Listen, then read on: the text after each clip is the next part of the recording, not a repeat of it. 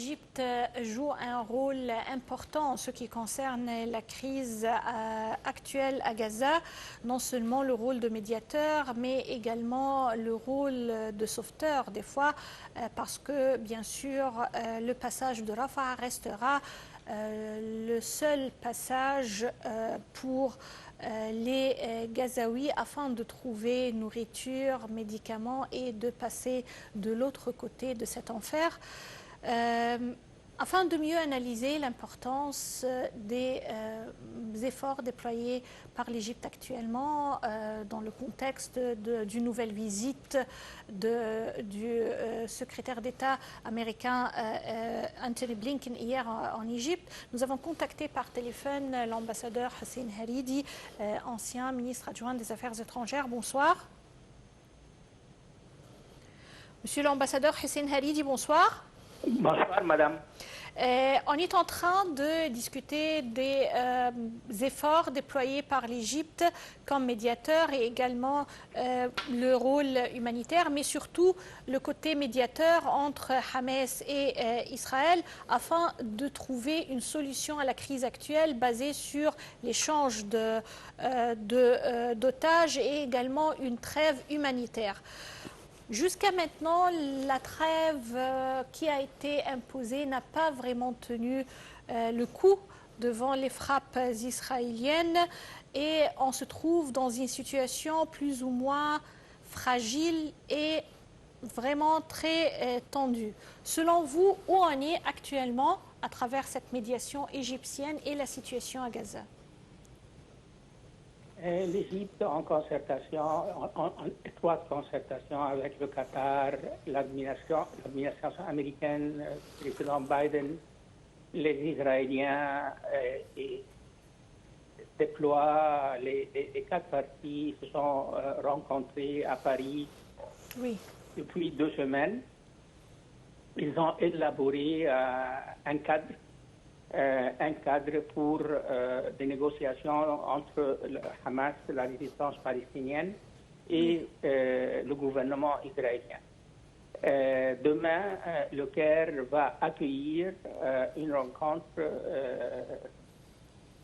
de la part des médiateurs égyptiens, négociateurs égyptiens et qataris pour passer en revue les progrès jusqu'à maintenant enregistrés sur un accord définitif entre les Israéliens et le Hamas pour une pause ou pour une trêve à longue durée qui pourrait aller jusqu'à 3 ou 4 mois.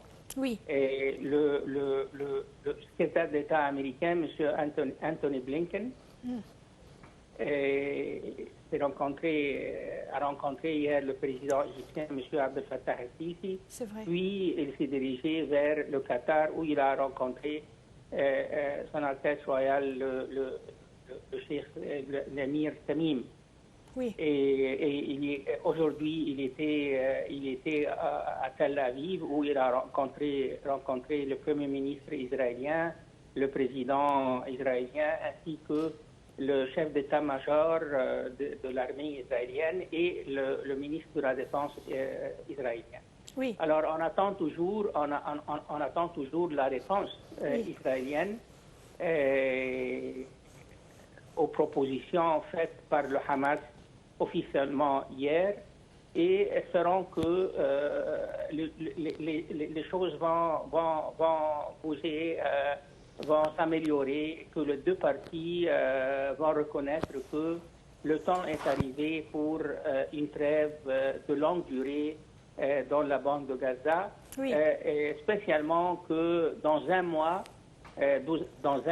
ou dans 5 semaines, le monde islamique va célébrer le mois du Ramadan. Alors espérons que avant l'arrivée du Ramadan qui est prévu le 11 mars ou le 12 mars prochain, qu'une trêve de longue durée serait acceptée par les uns et les autres. Oui, et selon vous, Votre Excellence, est-ce que, puisqu'on a deux scénarios tout à fait contradictoires et tout à fait opposés dans la région, selon vous, la phase à venir témoignera, quand vous venez de le dire, d'une trêve solide sur le terrain ou témoignera-t-elle de l'élargissement de la tension dans la région, puisqu'on a vu également des frappes qui ont touché la Cisjordanie, qui ont touché le Liban, l'Irak et également la mer Rouge qui est menacée actuellement. Comment voyez-vous l'avenir de la situation actuelle?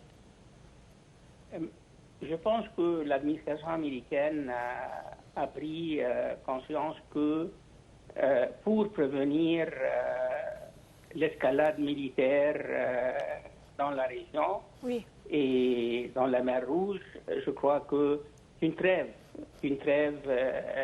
sera la meilleure solution. Oui, c'est là. Et je pense, moi personnellement, je pense que les Américains maintenant travaillent pour parvenir à une telle trêve. C'est pour cela que le secrétaire d'État, M. Anthony Blinken, le secrétaire d'État américain, a dit qu'une trêve est possible, entre guillemets, est possible, je le cite, est possible, et ainsi que le Premier ministre et le ministre des Affaires étrangères qatari hier, lors d'une conférence de presse conjointe avec M. Blinken, a dit que le Qatar est optimiste après les propositions de la part de Hamas, la réponse de Hamas.